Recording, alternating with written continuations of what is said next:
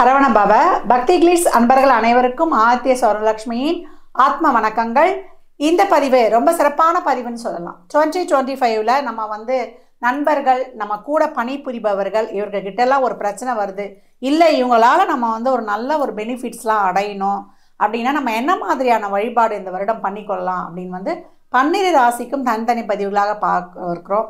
இதை சொல்லியிருக்கின்ற எளிமையான வழிபாடுகள் தான் பின்பற்றி உங்களுடைய வாழ்வை வளமாக்கி கொள்ளலாம். இப்போது உங்கள் ராசியான விருச்சிக ராசி, விருச்சிக லக்னத்திற்கான பலன்களை காண இருக்கிறோம். 2025ல் நம்ம எப்படி நம்மளுடைய நண்பர்கள், கொலீக்ஸ் இவங்களோட ஒரு சுமூகமான சூழலை ஏற்படுத்திக்கிறது. ஏன்னா விருச்சகம் எல்லா இடத்துலையுமே டப்புன்னு போட்டு உடைச்சிடும். எல்லா விஷயங்களையுமே யாரும் பார்க்க மாட்டாங்க. அவங்களுக்கு கோபம் அவ்வளோ தூரம் வரும். அதே வந்த வேகத்துலேயே அந்த கோபமும் குறைஞ்சிரும். இந்த காலகட்டம் எப்படி நம்மளுக்கு கிரக நகர்வுகள் இருக்குதுன்னு பார்த்திங்கன்னா, 4ல் வரக்கூடிய ராகு, நம்மளுக்கு 5ல் போகக்கூடிய சனீஸ்வர பகவான் சொல்லலாம். குரு எங்கே வரப்போகிறாரு? 8க்கு வரப்போகிறார்.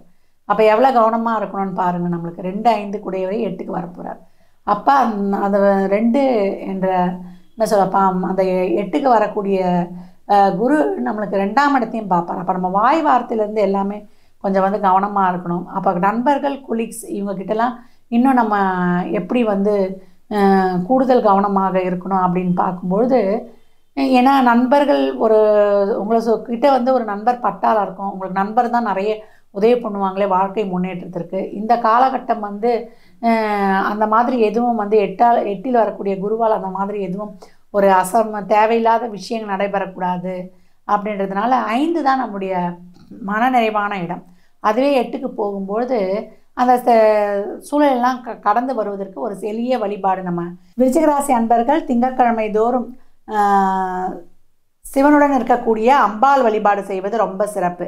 இந்த ரிஷப ஆருடத்தில் இருப்பாங்க பார்த்தீங்களா, ரிஷபத்து மேலே அம்பாள், சிவன் இருக்கக்கூடிய ஆலயங்களில் சென்று வழிபடுவது, இல்லை நம்ம இறைவன் இறைவி ஒன்றாக இருக்கக்கூடிய ஆலயங்களில் சென்று வழிபடுவது, முடிந்தால் அர்த்தநாரீஸ்வரர், திருச்செங்கோடு அர்த்தநாரீஸ்வரரை இந்த காலகட்டம் வழிபடுவது உங்களுக்கு கைமேல் சிறப்பான பலன்களை பெற்றுத்தரும் அப்படின்னு சொல்லலாம். ஏன்னா அர்த்தநாரீஸ்வரருக்கு அவ்வளோ ஒரு மகிமை. ஏன்னா இந்த காலகட்டம் உங்களுக்கு கணவன் மனைவி குடும்பத்தில் இருக்கக்கூடிய பிணக்குகள் இதெல்லாமே தீர்த்து உங்களுக்கு ரொம்ப அருமையான பலன்களை அம்சமாக பெற்றுத்தரும் அப்படின்னு சொல்லலாம்.